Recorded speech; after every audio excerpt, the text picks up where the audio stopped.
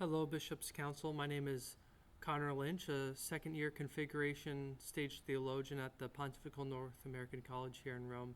And I'd like to talk to you a little bit about the environment over here in Rome in the college when our Holy Father, our late Holy Father, Pope Francis, had passed away, and when Prevost Leo was elected. So Pope Francis died on a Monday. And that was a huge surprise. I woke up to guys murmuring in the hall saying, Pope Francis had passed away. Pope Francis had passed away. So I woke up, put on my clothes real quick, and I ran out of my room, kind of bursted out a little bit. And I asked them, what's going on? And they're like, Pope Francis had passed away. And you're like, oh my Lance, he went out. He did the blessing yesterday. I mean, albeit since he left the hospital, he didn't look great, but he went out. And he was with the people, which was a huge gesture, a really meaningful gesture, a gesture that's signified he had some strength left. So it was a bit of a shock that he had passed away. At the NAC, we had a prayer service at 11:15 a.m. And so I had some coffee, went down and went to the prayer service at the NAC. And then me and a couple guys met up and we walked down to St. Peter's for the 12 o'clock Angelus, really just to pray. And what ended up happening was they didn't do the normal Angelus tones. They did a death knell, one ring of the bell with the tongue. They had some guy up there flicking the tongue with a clapper 88 times, one time for every year of Pope Francis's life. And at first I thought it was the Angelus bell. One of my friends immediately knew. He's like, this is different. So he went down on his knees immediately, and I was like, come on, it's the Angelus bell. Yeah. But we got to 12, and I was like, this isn't stopping. 12 is 12 noon, 12 Angelus. I was like, this isn't stopping. And as soon as I hit 13, I went down too, and we just started praying for the repose of the soul of our late Holy Father. And pretty much the whole day I spent at St. Peter's praying. I did the whole Pilgrim's Way, did the Holy Door Confession Mass, tried to obtain a plenary indulgence for the repose of his soul to the best of my ability. And just to spend that time. I was on break at the time, so I didn't have any classes, so I was able to spend the day at St. Peter's just praying for our Holy Father, really entering in that time of grieving, that time of mourning, and to do it with my friends. And our friendship has become stronger ever since. And but to do that act of charity, to give of that time, to give of ourselves in that way was truly a blessing. It was a great gift to be able to do that at St. Peter's. After that, for the week following, he lied in state, meaning that they exposed his body at St. Peter's. And the first day he was laid in state where they processed his body from Casa Santa Marta to St. Peter's. I was not able to attend that because I had surgery on my wrist. But that night, I went to St. Peter's at 9 o'clock with a group of guys, and we eventually saw his body at midnight. The line was 3 hours long. And because Italy is Italy and we were wearing our collars, we got to scoop by some lines. So it was longer for some others. And the dedication that takes to stand there for longer than 3 hours, for however long it takes, it was just so moving to see so many people that loved our late Holy Father. And so we went up and we saw his body, and I noticed that there were chairs right next to where his coffin was at. And so I asked the guy, I'm like, can we get back there somehow? We're wearing our collars. And eventually, after some talking back and forth, they let us on by, and we got to the place where we were able to kneel about 5 or 6 feet away from the body of our late Holy Father. And they didn't cake him up. They didn't put on any makeup or anything. So his face was a little gray, bruised, there was discoloration there. And that really brought the reality of his death to a certain realization.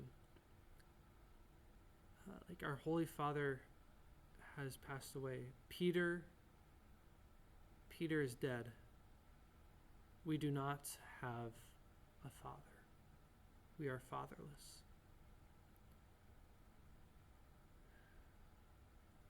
And the weight of that moment had such gravity, combined with the Swiss guards there, his discoloration. And it brought me to such emotion to pray for our Holy Father, such appreciation of the gift of his life, that he gave his life to the Lord to become a Jesuit and then to become our Holy Father. After about 30 seconds, we were asked to move on, and then we knelt and prayed a little bit behind for a couple minutes, and then we were on our way. And then the rest of the week, we were on break, so studied a little bit, rested, recovered from surgery for me. And on Saturday, they had his funeral. And what was really moving about his funeral was that's when they processed his body out of St. Peter's and they went back after Mass into St. Peter's. All of the cardinals lined the interior nave of St. Peter's. And so they processed his body through a column of cardinals. It was as if they were processing his life, that everyone was standing at attention in honor and reverence of the gift of this man's life. And I found that to be an incredible witness of the fraternal love, the fraternal charity that the episcopacy, that ordination, that really a Christian community gives for each other. And the respect that was shown in that moment was substantial and moving. I also found it quite moving when the chamberlains, which are kind of take care of the papal household, invite the guests in, etc. They took Pope Francis's coffin at the end of the Mass and they tilted it at about a 45-degree angle to the people of God, to everyone else in St. Peter's Square. And everyone erupted in the cheers, saying, and it was as if they were saying, "This is the life of Francis. What say ye, people of God?" And everyone erupted. And that was also an incredibly moving moment.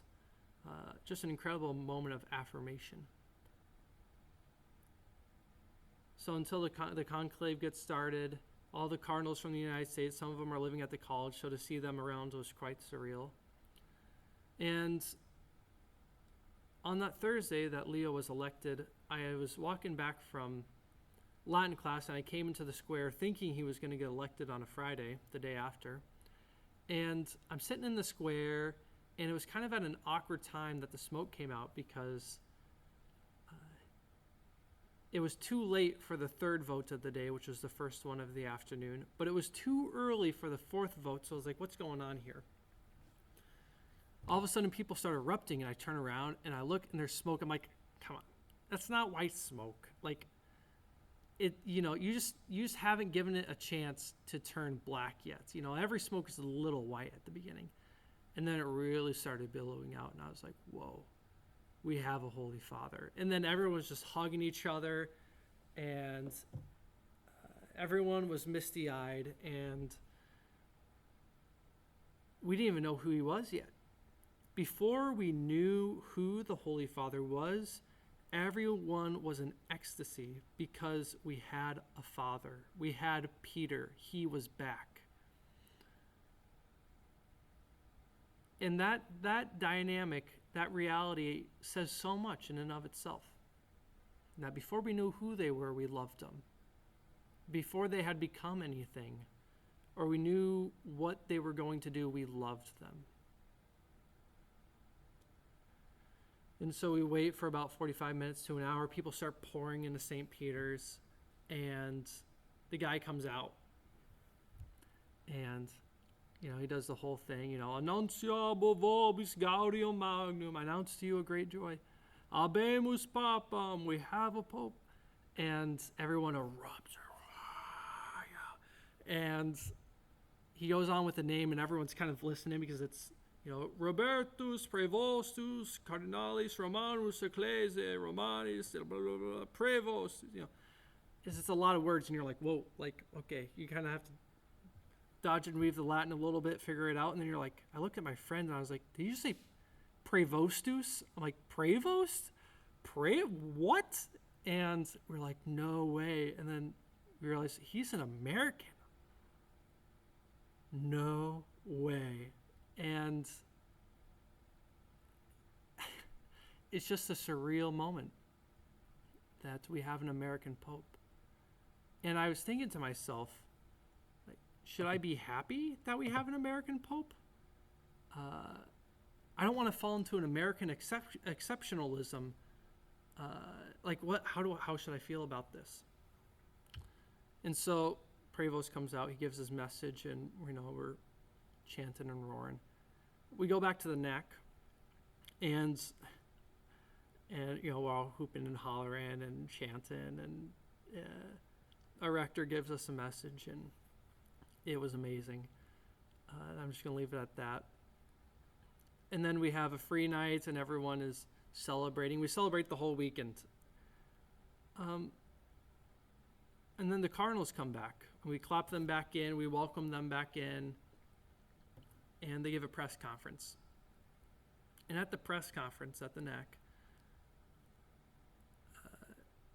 Cardinal Dolan, watching his interviews had really helped me kind of figure out how to navigate spiritually and how to regard this whole sort of dynamic going on. An American Pope, how should we navigate that as Catholics? And he said, Prevost's citizenship, yet having done mission in Peru and having been quite the cosmopolitan himself, reminds us that our homeland is not here on earth, but that we're all pilgrims for heaven. And his comment, paraphrased there, brought this sort of dissonance that I was living in into a complete harmony. That it is a beautiful thing that he's American. And it is so good for the people of God back home that they have a connection to the Holy See on a more personal level. Like, he knows the White Sox. He's a fan. We have a Midwest Pope. And Cardinal Supich mentioned that in an interview. He's like, yeah, the Midwest has produced a Pope, and he got really verklempt. And, usually you don't see Cardinal Supich quite so emotional. But to see him so emotional was a testament to his love for his people. And so that was amazing to see. And the whole dynamic behind everything was surreal. That we have an American Pope. We have a Pope. Peter is back. We have a Father. And so those are just some of my preliminary thoughts and experiences about the whole ordeal behind the death, the election, and the reception of our new Holy Father. And I hope that this has given you something to pray about. And I hope that we all continue to receive Leo in a way that he continues to reveal himself through his documents, his letters, his exhortations to us, what he says at the audiences. And I pray that we can all continue to see him with such gratuity in a new and deepened way that we haven't had before, that him being an American enlivens within us a deeper appreciation and a deeper personal relationship with the greater ecclesial community, with the Church Universal, and ultimately, hopefully, reminds us that we're all pilgrims on this earth and that we're ultimately destined for heaven. So those are just some of my experiences and thoughts, and I hope they resonate well with you. And God bless you all. And thank you for being on the Bishop's Council, and thank you for the work for the diocese. Please pray for me and know of my prayers for you also. God bless.